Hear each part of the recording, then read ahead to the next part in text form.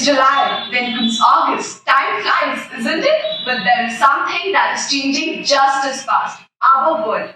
The average temperature of the Earth has risen over 1.5 degrees Celsius since the 19th century. Recently, 2023 recorded highest temperature at various parts of the world. Vignan lost 150 gigatons of ice from 2019 to 2020. Do you know 1 gigaton of water is equal to 4 lakh Olympic-sized swimming pools? Now think about 150 times of that amount getting added to our oceans every year. Hello and welcome to Vignan Voice, our knowledge podcast, where we amplify the voice of students and discuss important topics. I'm your host Shreya, and in today's episode, we will discuss about how climate change is changing you. Joining me is a group of Vignanites who are passionate about conserving our natural resources. Let's dive right into the discussion. Hi Shloka, what are your views on climate change? Thank you for having us. Do you know 145 million people live 3 feet or less above the sea level? Nearly 800 million people live 30 feet above the sea level. If Greenland's whole ice melts, it could add about 20 feet of height to the global seas, which would result in 11 megacities submerging underwater like Jakarta, Mumbai, Los Angeles, Manila, New York, Florida, Tokyo, etc. Well, these are some alarming facts put up by Shloka. Rudra, what is your take in this? Well, I would like to add some more value to what my fellow panelist has said.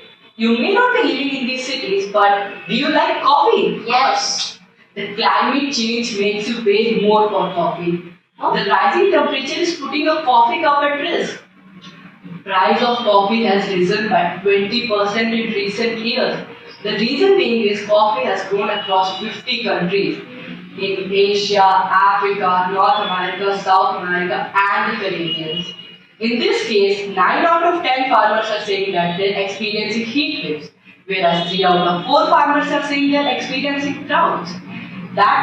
This results in the production of coffee fluctuates in South America in the range of 48%. And production of coffee has gone down under by 40% in India. So, climate change is drinking up your coffee. Well, those were some insightful facts. What do you have to say on that, Roshika? Well, I would like to add some more points. You may not be living there or may not like coffee, but do you like fish? Which is a rich source of protein. Report shows that the rising temperature is killing the fishes underwater and the fisheries production has gone up significantly. That's a great point, Roshika. Sahil, do you agree with the impact of climate change? Well, in contemporary times, the whole world agrees to that. The impact of climate change is far-reaching and affects everyone.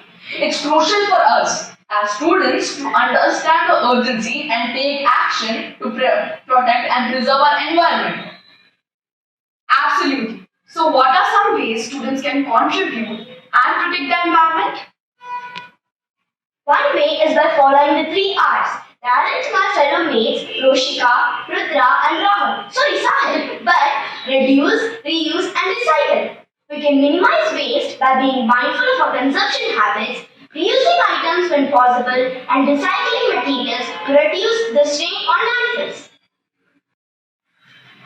That's an amazing point, Shloka. Anyone would like to express on these aspects of climate change? Rudra. Yes, another important aspect is conserving energy. We can make small changes like turning off lights and electronic devices when not in use, using energy efficient appliances, and increasing the use of solar or wind power. Could you please add value to the points put up by Rudra Sahil? Planting trees is also a great way to make a positive impact. Don't forget that we come from a country where people used to sacrifice themselves but not let the tree get harmed. We are the land where tribal fought so bravely with the colonial powers that they must stop cutting off trees. See, trees basically absorb carbon dioxide, releasing oxygen and help mitigate climatic change in that regard. We can organize tree planting drives in our communities or participate in existing initiatives. Those are fantastic suggestions. Is there anything else which the youth of our great nation can do to contribute? Absolutely. Educating ourselves and others about environmental issues is essential. We can organize awareness campaigns, workshops, or even start environmental clubs in our schools to spread knowledge and encourage action. Additionally, we can support sustainable practices such as promoting eco-friendly transportation like carpooling or biking, advocating for protection of natural habitats and wildlife, and choosing brands and products which prioritize sustainability. These are all inspiring ideas. Before we wrap up, do you have a message for our listeners regarding why environmental conservation matters? We want to emphasize that the choices we make today will shape the world we inherit tomorrow. Environmental conservation is crucial for the well-being of our planet and future generations. Together, we have the power to make a difference and create a sustainable and thriving world. Wonderful suggestions. Are there any specific environmental conservation projects or success stories in India that students can learn from and get involved in? Absolutely. One inspiring example is the Clean India Mission, also known as Swachh Bharat Abhiyan. It has mobilized millions of students and citizens to clean up their surroundings and promote proper waste management. Another initiative is the National Green Corps, which involves students in environmental activities. It encourages the formation of eco-clubs in schools where students participate in tree planting, waste management, and conservation projects. Absolutely. India's environmental challenges are significant, from deforestation and air pollution to water scarcity and waste management. How can students contribute to addressing these issues? I would like to add one more point, that is by promoting sustainable practices in our daily lives. We can start by conserving water, using energy efficient appliances, and reducing single-use plastic. Small changes like this can have a big impact when multiplied across the student community. Another important aspect is spreading awareness. By organizing workshops, seminars, and campaigns in our schools and communities, we can educate others about the environmental conservation and inspire them to act. That's an excellent point. India also faces unique environmental challenges, such as preserving its forests and wildlife. How can students help in this regard?